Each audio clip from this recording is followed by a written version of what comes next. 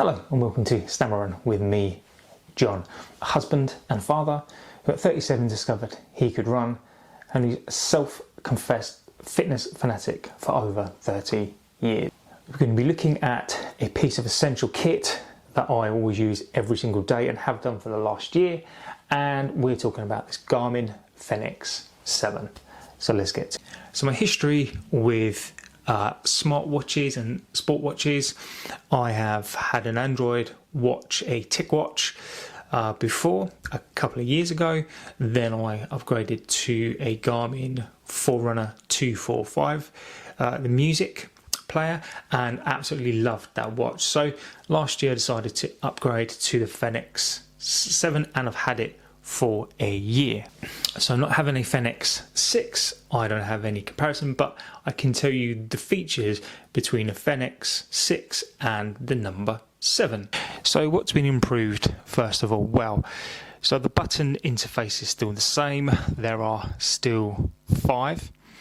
Now I have to say that these buttons are responsive. You know, the click appeal of the buttons after a year, and you know, I've bashed this around, you know, they're still there, so nothing on the buttons has broken, and the buttons work extremely well.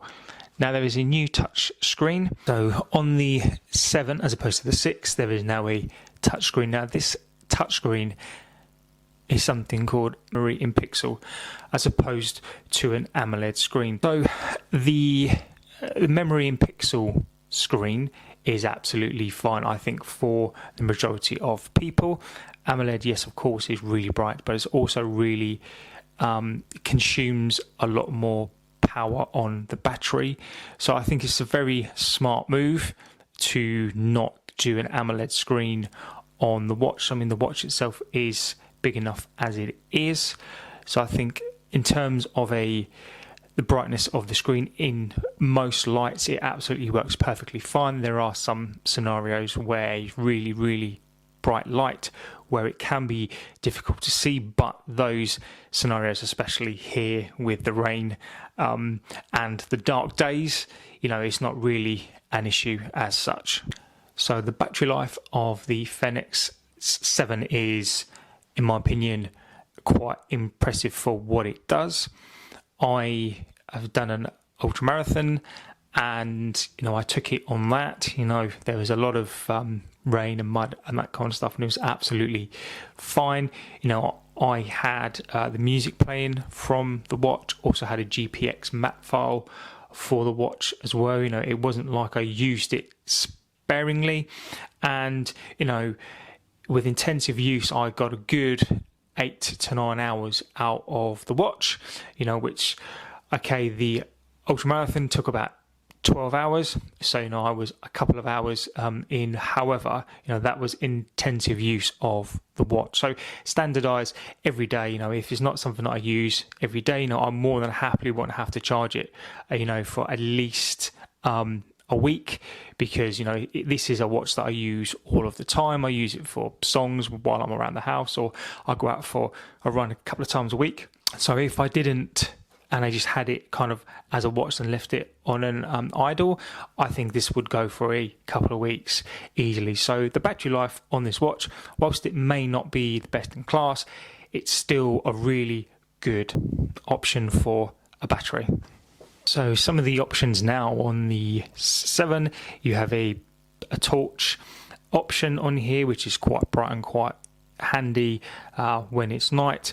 One of my favourite features on the watch is find your phone. So you link it up to your phone, press the button, and you're able to find your phone. So something really simple as that, I find that really handy. Now, of course, other than your smartwatch features or your sports watch features, you know, the heart rate, the body battery, the compass, the oximeter, you know, the Fenix 7 now tracks real-time exertion.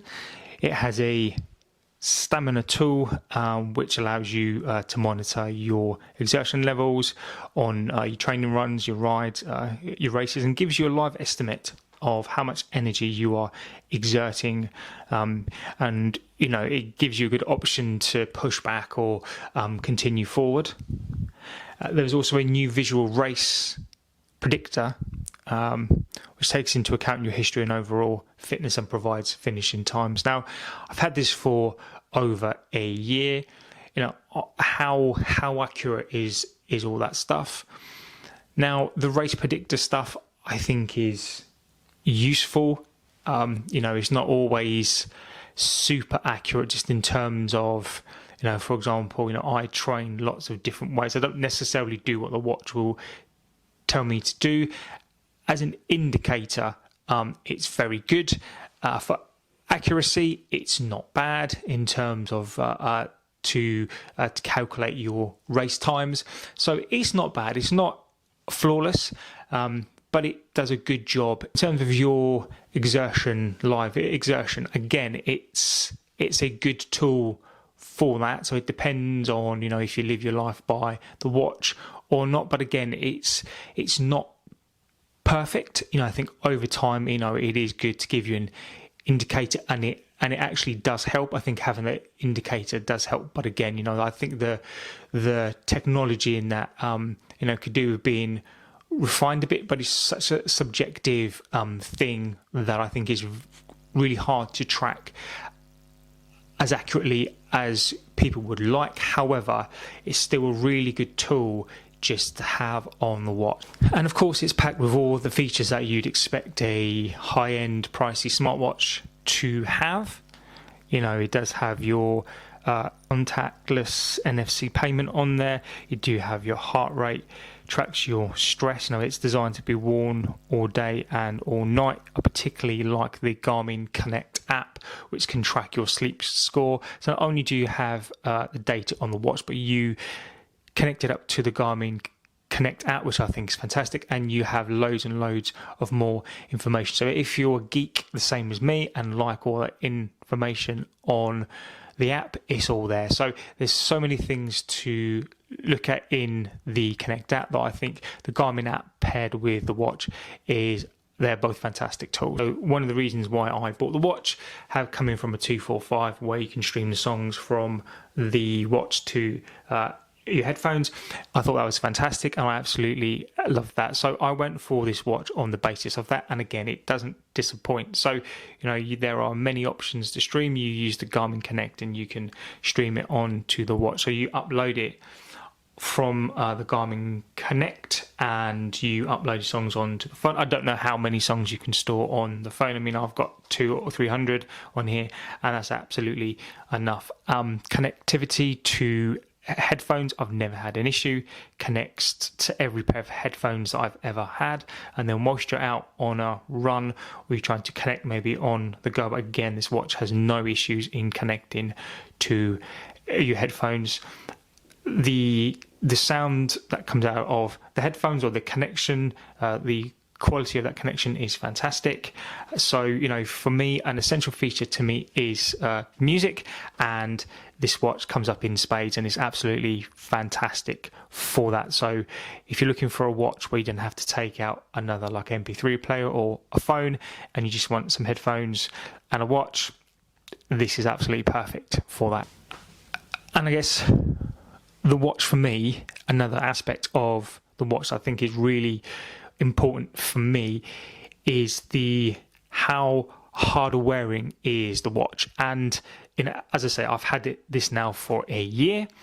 I wear it to bed. I pretty much don't take it off of the wrist. I shower in it. I go for runs. I've done some marathons in it, some half marathons, and ultra marathon. I train in it.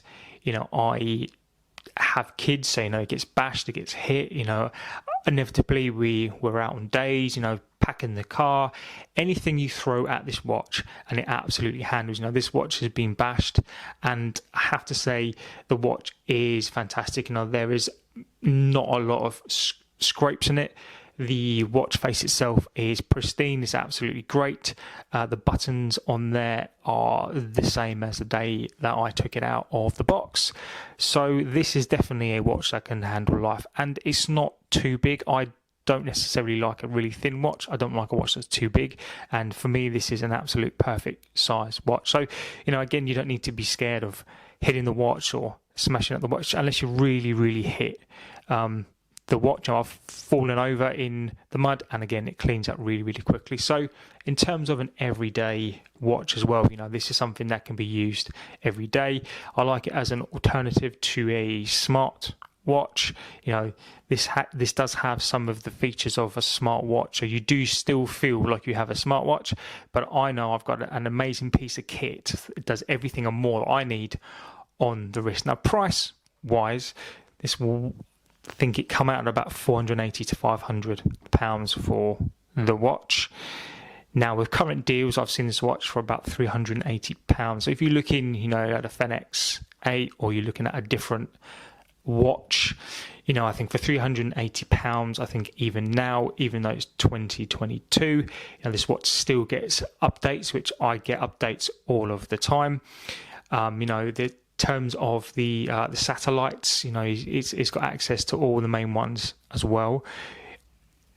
So for £380, in terms of a watch that can do everything, you know, the screen is a good screen, the touch screen is responsive, the buttons are good, it's got every feature on it that you would possibly need. You know, the straps are, you can change the straps really, really easily as well, you know, and it's, you know, this is a watch for life. So for £380, I think you're getting a lot of watch for £380, and it's definitely something I would recommend that you pick up if you can. On that note, please don't forget to turn on your notifications to see when we post a new video. And of course, please don't forget to like, favorite and subscribe. It really helps out the channel a lot. And thank you, and take care. And I'll see you on the next one. Take care.